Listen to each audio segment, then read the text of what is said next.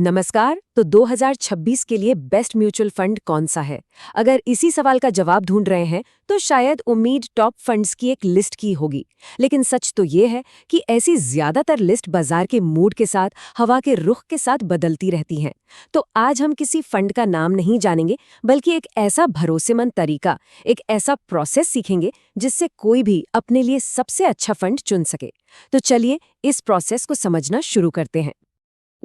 साल की शुरुआत होते ही हम सबके मन में यही एक सवाल आता है, एक ऐसा फंड मिल जाए जो शानदार रिटर्न दे और हाँ, सुरक्षित भी हो। लेकिन क्या ये सही सवाल है या फिर हम असल मुद्दे से कहीं भटक तो नहीं रहे हैं? और पता है, असली खेल यहीं बदलता है। देखिए, कौन सा फंड चुने इसका जवाब हर साल बदल सकता है, लेकिन कैसे चुने इसका जवाब नहीं बदलता। सबसे अच्छा फंड चुनने की इस दौड़ में हम अक्सर ये भूल जाते हैं कि एक मजबूत प्रक्रिया, एक सही मेथड होना ज्यादा जरूरी है। एक ऐसा तरीका जो तुक्के पर नहीं बल्कि तर्क पर आधारित हो।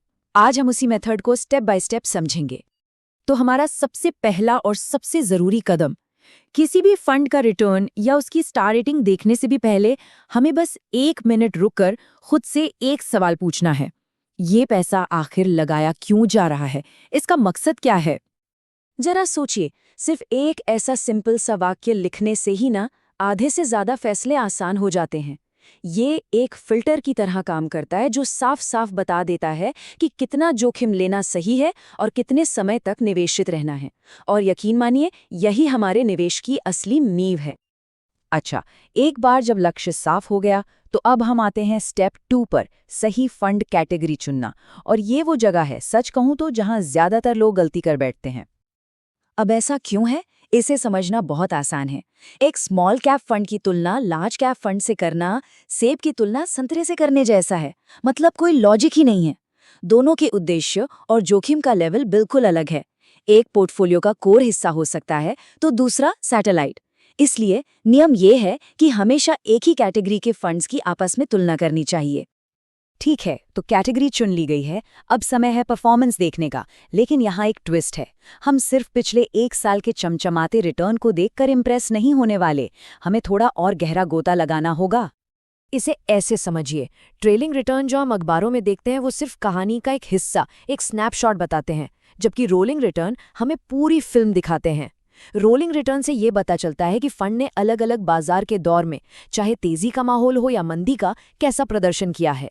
ये किसी भी फंड के असली कैरेक्टर को परखने का सबसे बेस्ट तरीका है। अब आते हैं एक ऐसे टॉपिक पर जिसे अक्सर हम नज़रअंदाज कर देते हैं, लेकिन यकीन मानिए ये लॉन्ग टर्म रिटर्न पर सबसे ज्यादा असर डाल सकता है, और वो है फंड की लागत, यानी उसका एक्सपेंस रेशियो। कितनी सही बातें हैं ना। ये वो धीमा जहर है जो हमारे मुनाफे को धीरे धीरे चुपचाप कम करता जाता है, और कई सालों बाद इसका असर साफ साफ दिखाई देता है। यहाँ देखिए, फर्क बिल्कुल साफ है। ये एक ही फंड है, लेकिन इसके डायरेक्ट और रेगुलर प्लान के बीच का अंतर देखिए। रेगुलर प्लान में ज्यादा एक्सपेंस रेशियो की वजह से नेट रिटर्न हर साल लगातार कम होता जाता है। और देखिए, 5 साल में ये अंतर कितना बड़ा हो गया है। और ये असर समय के साथ कितना बड़ा हो जाता है वो यहाँ इस चार्ट में साफ है। सिर्फ 1.5% ज्यादा एक्सपेंस रेशियो की वजह से 15 साल में किसी की संपत्ति में 6 लाख रुपए से भी ज्यादा का फर्क आ सकता है। ये छोटी सी लगने वाली फीस वेल्थ को चुपचाप खा जाती है। ये बात इस पूरे सेक्शन का निचोड़ है, सार है। सिर्फ ज्यादा रिटर्न के पीछे भागना काफी नहीं होता, उन रिटर्न्स को बचाना भी उतना ही जरूरी है। और ये कम लागत वाले फंड्स चुनकर ही किया जा सकता है। तो रिटर्न बचाने के बाद अब देखते हैं एक और ऐसी गलती जिसे निवेशक अक्सर अनजाने में कर बैठते हैं, और वो है पोर्टफोलियो ओवरलैप। सुनने में थोड़ा टेक्निकल लगता है, पर है बहुत सिंपल। इसका सीधा सा मतलब ये है कि हमें लगता है कि हमने 4 अलग अलग फंड्स में पैसा लगाकर डाइवर्सिफाई कर लिया, मतलब पैसे को फैला दिया। लेकिन असल में उन चारों फंड्स ने एक ही जैसे स्टॉक्स में पैसा लगा रखा है। इससे क्या हुआ? डाइवर्सिफिकेशन का जो फायदा मिलना था वो मिला ही नहीं। तो एक गोल्डन रूल बना लीजिए, कोई भी नया फंड अपने पोर्टफोलियो में जोड़ने से पहले हमेशा उसकी टॉप होल्डिंग्स को अपने मौजूदा फंड से मिला लेना चाहिए। इससे ये पक्का हो जाता है कि आपका पोर्टफोलियो सही मायने में डाइवर्सिफाइड है या नहीं।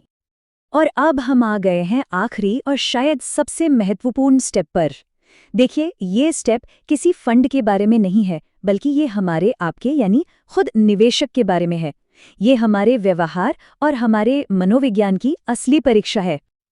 जब बाजार में तूफान आता है ना, जब सब कुछ लाल लाल दिखता है, तो अनुशासित रहना बहुत मुश्किल हो जाता है। एसआईपी इसी अनुशासन को बनाए रखने में मदद करती है। ये हमें बाजार की टाइमिंग के तनाव से बचाती है और डर या लालच में लिए गए भावनात्मक फैसलों से दूर रखती है, जबकि एकमुश्त निवेश में अक्सर हमारी भावनाएं हम पर हावी हो जाती हैं। और अंत में यही है वो सबसे बड़ा सवाल। देखिए, कोई भी फंड चुनना आसान है, लेकिन मुश्किल समय में जब मार्केट गिर रहा हो तब उसके साथ बने रहना असली चुनौती है। तो कोई भी फंड फाइनल करने से पहले खुद से ये सवाल जरूर पूछना चाहिए, क्या मुझमें इस फंड को एक बड़ी गिरावट के दौरान भी होल्ड करने की हिम्मत है? अगर इसका जवाब हाँ है, तो समझिए कि आपको अपना बेस्ट फंड मिल गया है।